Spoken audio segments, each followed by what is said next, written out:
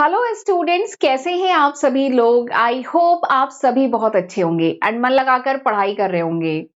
तो चलिए फिर आज का लेक्चर हम लोग स्टार्ट करते हैं। ये है हमारा लेक्चर नंबर 4। आज मेरा लेक्चर नंबर 4 है एंड इस समय हम लोग डिस्कस कर रहे हैं यूजीसी नेट एग्जामिनेशन जो होने वाला है 2 महीने में।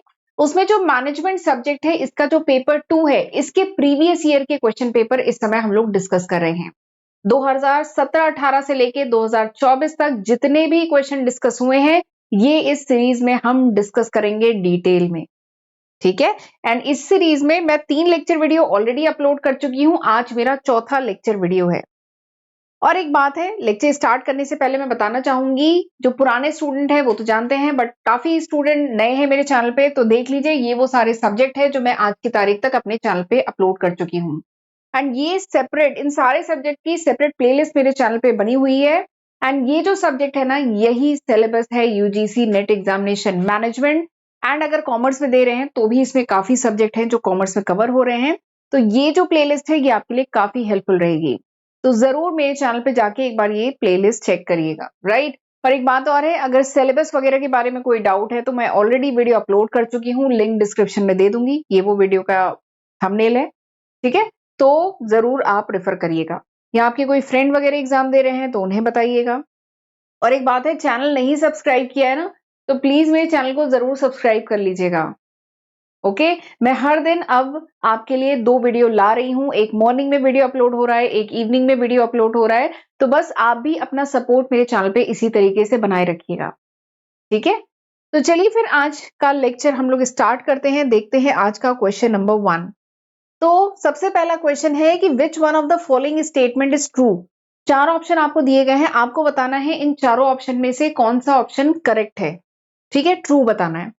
पहला क्या है ऑप्शन, कि the desire for a commodity backed by ability and willingliness to pay is demand. ठीक है, तो पहला ऑप्शन क्या कह रहा है कि डिमांड क्या है। तो सही बात है, यही तो डिफिनीशन है डिमांड की। डिमांड क्या है? Demand is the desire for the product. किसी प्रोडक्ट की डिजायर होना, इच्छा होना, लेकिन केवल इच्छा होना नहीं, it should be backed by the ability and willingliness to pay. यानी मेरी इच्छा भी होनी चाहिए कि मैं उसके लिए पे करूं, प्लस मेरी एबिलिटी भी होनी चाहिए। मतलब मेरे अंदर क्षमता भी होनी चाहिए। मुझे BMW अच्छी लग रही है, बट अगर मैं खरीद नहीं सकती हूँ तो फिर उसे डिमांड नहीं कहा जाएगा। तो डिमांड की सही डेफिनेशन क्या है? ये एकदम सही डेफिनेशन है जो ऑप्शन 1 में दी गई है कि demand is the desired for the commodity backed by the ability and willingliness to pay. ठीक है, तो ऑप्शन 1 तो करेक्ट है। तो इसमें ट्रू पूछा है ना, तो ऑप्शन 1 तो ट्रू है। अच्छा, ऑप्शन 1 हमें पहले ही आंसर मिल गया। ठीक है, ऑप्शन 1 तो ट्रू है। अगला चेक कर लेते हैं। खैर, अगला क्या है? Decrease in input price causes, decrease in input price causes a leftward shift in the supply curve. Demand and supply economics का ये क्वेश्चन है, डिमांड एंड सप्लाई टॉपिक से। ठीक है, तो इस क्वेश्चन में कहा गया है कि जो लेफ्टवर्ड शिफ्ट होता है सप्लाई कर्व में, वो क्यों होता है? Because of decrease in input price? तो नहीं, because of decrease in input price नहीं, because of decrease in quantity. Quantity decrease के कारण लेफ्टवर्ड शिफ्ट होता है सप्लाई कर्व में। ठीक है, एंड डिमांड सप्लाई डिटेल में पढ़ना है तो मैं बता दूं, 70 से 75 वीडियो लेक्चर में डिटेल में मैंने इकोनॉमिक्स अपने चैनल पे पढ़ाई है, आप वहां पे रेफर कर सकते हैं। ठीक है, तो यानी ये तो गलत है। अगला क्या है? Demand for car and price of petrol are inversely related. Car की डिमांड, ठीक है, और पेट्रोल की प्राइस, क्या ये इनवर्सली रिलेटेड है? नहीं, ये डायरेक्टली रिलेटेड है। जैसे जैसे कार की डिमांड बढ़ेगी, जो पेट्रोल की प्राइस है वो क्या होगी? बढ़ेगी ना। कार की प्राइस बढ़ेगी, कार की डिमांड बढ़ेगी, तो पेट्रोल वाले भी फायदा उठाएंगे ना, वो भी अपनी प्राइस बढ़ाएंगे। तो वो डायरेक्टली रिलेटेड है, तो ये भी गलत हो गया। अगला क्या है? Most demand functions are of form D equals to A plus B P. A plus BP. तो ये कह रहा है कि डिमांड फंक्शन का क्या ये फॉर्म होता है? तो मैं बता दूं, जो डिमांड, बेसिक डिमांड फंक्शन होता है, इसका ये फॉर्म नहीं होता है, इसका ये फॉर्म होता है। क्यूडी, क्यूडी वही डी है, मतलब डी मतलब quantity demanded. Quantity demanded equals to A minus BP होता है। ए प्लस बीपी नहीं होता है, ए माइनस बीपी होता है। पी इज द प्राइस, ठीक है, and B is the slope, A is the intercept. तो ये होता है इसका बेसिक फॉर्म। ठीक है, तो आपको यहाँ पे समझ में आ गया होगा। चारों ऑप्शन मैंने पढ़ दिए और बता भी दिया है कौन सा सही है। तो option 1 is the correct answer. True पूछा गया है, तो ऑप्शन 1 सही है। अगला क्वेश्चन देखते हैं। अगला क्वेश्चन भी बहुत अच्छा क्वेश्चन है। क्वेश्चन क्या है कि which of the following, economics का क्वेश्चन है, मार्केट स्ट्रक्चर जो टॉपिक है ओलिगोपोली फर्म वाला, उस पे क्वेश्चन है। तो क्वेश्चन क्या है कि आपको बताना है कि which of the following oligopoly firm architectural framework is often describe as a first mover advantage model. आपको बताना है कि ये जो ओलिगोपोली फर्म के आपको 4 आर्किटेक्चरल मॉडल बताए गए हैं, ठीक है। तो आपको बताना है कि इन चारों में से कौन सा है फर्स्ट मूवर एडवांटेज मॉडल, इन चारों में से कौन सा है, ठीक है। अब इस क्वेश्चन का आंसर आप तभी कर पाएंगे जब आपको ये चारों मॉडल पता होंगे, तभी आप इस क्वेश्चन का आंसर कर पाएंगे, वरना दिक्कत आएगी। तो चलिए पहले मैं इन चारों मॉडल के बारे में थोड़ा सा बता देती हूँ, ठीक है।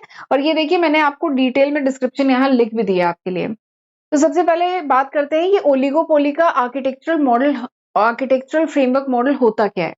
देखिए ओलिगोपोली फर्म में क्या होता है, बहुत ज्यादा फर्म्स की इंटरडिपेंडेंस होती है। जो फर्म्स होती है ओलिगोपोली मार्केट में, उनकी बहुत ज्यादा इंटरडिपेंडेंस होती है, ठीक है। वो आउटपुट या प्राइस का जो डिसीजन लेती है फर्म, वो काफी कुछ इंटरडिपेंडेंट होता है, एक दूसरे को देख के लेती है। तो उसी बेसिस पे ये 4 मॉडल दिए गए हैं, आर्किटेक्चरल फ्रेमवर्क मॉडल।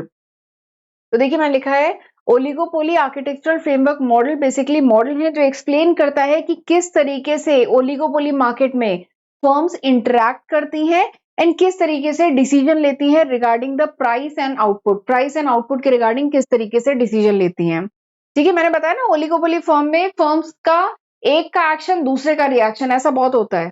तो इसलिए किस तरीके से डिसीजन लेती है, तो उसी के रिगार्डिंग 4 मॉडल दिए गए हैं। पहला मॉडल देखते हैं कॉर्नोट मॉडल। तो ये जो कॉर्नोट मॉडल है ये क्या कहता है, ये कहता है कि firm choose their output level simultaneously. Cournot model कहता है कि जो फर्म्स हैं वो अपना आउटपुट लेवल के कितना प्रोडक्शन करेंगे साइमल्टेनियसली चूज करती हैं, ठीक है। टेकिंग द कॉम्पिटिटर आउट, अगर कॉम्पिटिटर का आउटपुट इज गिवन तो उन्हें कितना प्रोडक्शन करना है वो साइमल्टेनियसली डिसाइड करती हैं, ठीक है। तो ये पहला कॉर्नोट मॉडल है। तो यानी इसमें तो फर्स्ट मूवर एडवांटेज मॉडल के बारे में बात नहीं हुई है, तो यानी ये तो नहीं है। अगला क्या है, स्टॉकेलबर्ग मॉडल। अगला क्या है, स्टॉकेलबर्ग मॉडल। तो इसी मॉडल को कहा जाता है फर्स्ट मूवर एडवांटेज मॉडल। ये जो स्टॉकेलबर्ग मॉडल है ना, देखिए यहाँ पे लिखा हुआ है स्टॉकेलबर्ग, इसी को कहा जाता है first mover advantage model. First mover advantage model का क्या मतलब है कि जो एक फर्म होती है वो लीडर होती है, ठीक है। एक फर्म लीडर है, वही आउटपुट डिसीजन लेगी एंड बाकी फर्म उसको फॉलो करेंगी, ठीक है। तो वही है फर्स्ट मूवर एडवांटेज, यानी एक फर्म फर्स्ट मूवर होगी और बाकी फर्म उसको फॉलो करेंगी। तो ये इस मॉडल में होता है कि एक फर्म लीडर होगी, वो आउटपुट डिसीजन लेगी बिफोर द अदर फर्म, यानी बाकी फर्म से पहले वो लेगी एंड उसको इसका एडवांटेज मिलेगा। तो वही है फर्स्ट मूवर एडवांटेज मॉडल। तो यही है answer, option 2 is the correct answer. But बाकी मॉडल भी देख लेते हैं। अगला क्या है, बर्ट्रैंड मॉडल। बर्ट्रैंड मॉडल क्या कहता है, ये कहता है कि जो फर्म्स होती हैं compete on price and each firm choose a price simultaneously, यानी जो फर्म्स होती है ये प्राइस के लिए compete करती हैं एंड ये मिलके simultaneously प्राइस को डिसाइड करती हैं, ये इस मॉडल में कहा गया। तो इसमें इसकी बात नहीं हुई है, यानी ये भी आंसर नहीं होगा। अगला क्या है, किंग डिमांड कर्व मॉडल। अब मैं एक बात मार्क करूंगी, this is very important question, इस पे आता ही आता है, पूछने का तरीका अलग अलग होगा, बट ये टॉपिक किंग डिमांड कर्व आप मार्क कर लीजिए, इस पे क्वेश्चन आता ही आता है, ठीक है। सेपरेट वीडियो इस पे बनाया हुआ है। तो किंग डिमांड कर्व क्या होता है, इवन इसका ग्राफ भी पूछा जाता है, ग्राफ से रिलेटेड भी क्वेश्चन आते हैं। तो किंग डिमांड कर्व मॉडल क्या कहता है कि जब कोई ओलिगोपोली मार्केट में कोई फर्म प्राइस राइज करती है तो बाकी फर्म उसको फॉलो नहीं करती हैं, ठीक है। बट अगर कोई फर्म प्राइस कट करती है तो बाकी फर्म उसको फॉलो करती हैं। तो इसकी वजह से जो ग्राफ इसका बनता है ना वो किंग्ड होता है, तो इसीलिए इसका नाम है किंग डिमांड कर्व मॉडल। तो किंग डिमांड कर्व मॉडल क्या कहता है कि जो फर्म्स होती है ना they are reluctant to price change, यानी फर्म जल्दी अपनी प्राइस को चेंज नहीं करना चाहती हैं, ठीक है। एंड एक बात है कि competitor will follow price cut but not price increase, यानी अगर वही बात है प्राइस कट अगर किया है, डाउन किया अपनी प्राइस, तो कॉम्पिटिटर आपको फॉलो करेंगे, आपने प्राइस राइज किया है तो कॉम्पिटिटर फॉलो नहीं करेंगे, ठीक है। तो इस तरीके से किंग डिमांड कर्व में बात कही गई है। तो आपको पता चल गया option second is the correct answer, ठीक है। चलिए अगले क्वेश्चन पे चलते हैं। अगला क्वेश्चन क्या है, अगला क्वेश्चन है व्हाट, क्वेश्चन बहुत छोटा सा है, ठीक है, बट कंफ्यूजिंग भी है। नेक्स्ट क्वेश्चन है व्हाट इज पैराडिग्म। पैराडिग्म क्या होता है, ठीक है। क्या ये एक थ्योरेटिकल एजम्पशन है, क्या ये इलस्ट्रेशन है? An example serving as a model, a theoretical model. क्या है पैराडिग्म? तो पैराडिग्म मतलब वैसे तो होता है उदाहरण। पैराडिग्म का हिंदी में एक और मतलब है मिसाल देना। तो पैराडिग्म बेसिकली क्या है? It is an example serving as a model. Paradigm क्या है? एक उदाहरण है, एग्जाम्पल है, जो एक मिसाल की तरह, एक मॉडल की तरह जो सर्व करे। ठीक है, तो यहाँ पे क्या है? Option 3 is the correct answer कि पैराडिग्म हाँ एक इलस्ट्रेशन है, एक एग्जाम्पल है, लेकिन एक मिसाल की तरह जो काम करे, एक मॉडल की तरह काम करे। तो option 3 is the correct answer. ठीक। अच्छा, ये क्वेश्चन जून 2020 में आया हुआ है। ऐसे ही पिछला क्वेश्चन भी जो जून 2020 में आया हुआ है। इसके पिछला ये जो क्वेश्चन है ये दिसंबर 2019 में आया हुआ है। ठीक है, तो ये मैंने लिखा हुआ है नीचे कि किस ईयर में ये क्वेश्चन आए हुए हैं। अगला क्वेश्चन करते हैं। अगला क्वेश्चन क्या है? What is not an assumption, what is not an assumption underpinning the rational decision making model. यानी रेशनल डिसीजन मेकिंग मॉडल में इनमें से कौन सा एजम्पशन नहीं है? ठीक है, रेशनल डिसीजन मेकिंग मॉडल के कुछ एजम्पशंस हैं। ठीक, आपको बताना है इसमें से कौन सा एजम्पशन नहीं है। 4 ऑप्शन है। Incomplete information, N agreed goal, a structured problem, high level of certainty regarding the environment. ठीक है, तो 4 ऑप्शन दिए गए हैं, आपको बताना है इसमें से कौन सा एजम्पशन नहीं है। जून 2020 का आया हुआ क्वेश्चन है। ठीक है, तो सबसे पहले तो बात कर लेते हैं रेशनल डिसीजन मेकिंग क्या होता है। तो देखिए, रेशनल डिसीजन मेकिंग मॉडल क्या होता है? ये एक सिस्टमैटिक अप्रोच है डिसीजन मेकिंग का। ठीक है, डिसीजन लेने का एक सिस्टमैटिक अप्रोच है जिसमें क्या होता है? लॉजिक के बेसिस पे, रीजनिंग के बेसिस पे, ऑब्जेक्टिव एनालिसिस के बेसिस पे best possible outcome find out किया जाता है। ठीक है, यहाँ पे डिसीजन लिए जाते हैं रेशनल, देखिए रेशनल तरीके से, यानी लॉजिक के बेसिस पे, ठीक है, रीजन के बेसिस पे डिसीजन लिए जाते हैं। तो this is rational decision making model. अब इसके कुछ असम्पशन है। जो रेशनल डिसीजन मेकिंग मॉडल है इसके कुछ असम्पशन है।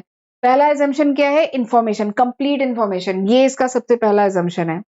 ठीक है, आप डिसीजन कैसे लेंगे? जब आपके पास इंफॉर्मेशन कंप्लीट होगी। तो यही सबसे पहला असम्पशन है कि कंप्लीट इंफॉर्मेशन होगी, सफिशिएंट टाइम होगा, कॉग्निटिव एबिलिटी होगी डिसीजन मेकर में कि वो सारे जितने ऑप्शन है उनको इवैल्यूएट करके सोच समझ के डिसीजन ले सके। ठीक है, क्लियर प्रॉब्लम, जो प्रॉब्लम है वो क्लियर होगी, अनएम्बिगुअस नहीं होगी। तो ये इसके कुछ असम्पशंस हैं। तो इसके बेसिस पे आप मेरे ख्याल से बता सकते हैं कि इसमें से कौन सा assumption नहीं है। तो इसमें से पहला assumption नहीं है। इनकम्प्लीट इंफॉर्मेशन नहीं, कंप्लीट इंफॉर्मेशन। आप रेशनल डिसीजन तभी ले पाएंगे when you have complete information, पूरी इंफॉर्मेशन है। तो दिस इज द आंसर, ये आंसर है कि assumption कौन सा नहीं है? इनकम्प्लीट इंफॉर्मेशन आंसर नहीं, मतलब assumption नहीं है। बाकी अग्रीड गोल होता है, स्ट्रक्चर प्रॉब्लम होता है, हाई लेवल ऑफ सर्टेनिटी होती है, ये सारी चीजें होती हैं। इनकम्प्लीट इंफॉर्मेशन नहीं, कंप्लीट इंफॉर्मेशन होती है। ठीक है, अगला क्वेश्चन, अगला क्वेश्चन। अब ये जो क्वेश्चन है ना, क्लास 11th में बीएसटी आपने पढ़ा होगा। अगर आप कॉमर्स के हैं, क्लास 11th में बीएसटी पढ़ा होगा। बीएसटी में ये टॉपिक था रिटेल स्टोर के बारे में। ठीक है, क्लास 11 में जब मैंने पढ़ाया था तो वहां पे ये सब डिटेल में था। देखिए नेट में आया इससे रिलेटेड क्वेश्चन। ठीक है, तो क्वेश्चन क्या कह रहा है कि identify the most important type of retail store. सबसे इंपॉर्टेंट टाइप के रिटेल स्टोर बताइए। कन्वीनियंस स्टोर ऑप्शन दिया गया है, convenience store, online store, departmental store, direct selling store, super store. ये 5 ऑप्शन दिए हैं। फिर आपको इसमें से करेक्ट बताना है। 1 2 3 4 4 दिए गए हैं, इसमें से करेक्ट बताना है। तो बेसिकली आपको बताना है कि रिटेल स्टोर इनमें से कौन है important type of retail store. ठीक है, सबसे पहली बात करते हैं कन्वीनियंस स्टोर की। कन्वीनियंस स्टोर कौन से होते हैं? हमारे घर के आसपास जो नहीं होते हैं शॉप्स, वो कन्वीनियंस स्टोर होते हैं। तो कन्वीनियंस स्टोर जहां पे हमारा क्विक एक्सेस हो, वहां पे एसेंशियल आइटम, केवल जो नहीं डेली का दूध, ब्रेड, एग, जो डेली के आइटम है, दही, छाछ, ये सब जो डेली एसेंशियल की चीजें हैं वो मिलती हैं, घर के पास में होते हैं। ठीक है, तो वो सब क्या होते हैं? Convenience store. तो ये भी एक important type of retail store है। ठीक है, अगला क्या है? Online store. Online store basically online websites हो सकती हैं, एप्लीकेशंस हो सकती हैं, जहां पे प्रोडक्ट या सर्विसेज का कैटलॉग होगा एंड कंज्यूमर को उसमें से परचेज करना है। तो ये कोई रिटेल स्टोर नहीं है, ये कोई important type of retail store नहीं है। ठीक है, अगला क्या है? Departmental store. डिपार्टमेंटल स्टोर तो आप जान रहे हैं, जहां पर थोड़ा बड़ा रिटेल स्टोर कह लीजिए, वो डिपार्टमेंटल स्टोर है जहाँ पे अलग अलग डिपार्टमेंट्स हैं, कई टाइप के प्रोडक्ट मिल रहे हैं, कपड़े भी मिल रहे हैं, कॉस्मेटिक भी मिल रहा है, ठीक है, वो सब डिपार्टमेंटल स्टोर है जहाँ पे प्रोडक्ट की कैटेगरी बहुत ज्यादा है। तो ये भी क्या है, important type of retail store है। अगला क्या है, direct selling store. Direct selling store मतलब जहां पे प्रोडक्ट जो है डायरेक्टली कंपनी कंज्यूमर को बेच रही है, तो वो है डायरेक्ट सेलिंग स्टोर। ये कोई इंपॉर्टेंट टाइप का रिटेल स्टोर नहीं है। अगला नेक्स्ट है सुपर स्टोर। तो सुपर स्टोर कह लीजिए डिपार्टमेंटल स्टोर से भी बड़े स्टोर जो है ना, जहां पे प्रोडक्ट की कैटेगरी बहुत ज्यादा है, दैट इज सुपर स्टोर। कहाँ लिखा है, सुपर स्टोर या कह लीजिए सुपर मार्केट टाइप, बहुत बड़े स्टोर जहां पे मतलब जिसके अंदर शायद छोटा सा एक रेस्टोरेंट भी हो, प्ले एरिया भी हो, सामान भी हो, तो बहुत बड़े बड़े सुपर स्टोर। तो ये भी एक टाइप का रिटेल स्टोर है, ठीक है। तो आंसर क्या होगा, ए सी ई है, हाँ ये है, option 2 is the correct answer. ठीक है, समझ में आ गया। चलिए आगे बढ़ते हैं अगले क्वेश्चन पे। अच्छा कोई नहीं, यही आज का आखिरी क्वेश्चन है, ठीक है। तो आज के क्वेश्चन इतने ही रखते हैं, अगले लेक्चर में हम और क्वेश्चन डिस्कस करेंगे। और आपको क्या करना है, आपको चैनल सब्सक्राइब करना है और मुझे अभी के अभी कमेंट सेक्शन में बताना है। अगर आप यहाँ तक पहुंचे हैं, आप यहाँ तक वीडियो देख रहे हैं, तो कमेंट सेक्शन में कमेंट किए बिना मत जाइएगा कि ये लेक्चर कैसा लगा, आपके लिए यूजफुल था कि नहीं था। आपके लिए यूजफुल है तभी मैं आगे के लेक्चर वीडियो लाऊंगी, नहीं तो फिर मैं कोई दूसरा सब्जेक्ट पे स्विच करूंगी। तो प्लीज मुझे कमेंट सेक्शन में बताइएगा कि ये लेक्चर की जो सीरीज है ये आपके लिए हेल्पफुल है कि नहीं है। ओके, तो चलिए फिर मिलते हैं अगले लेक्चर वीडियो में, तब तक अपना ध्यान रखिएगा। God bless you.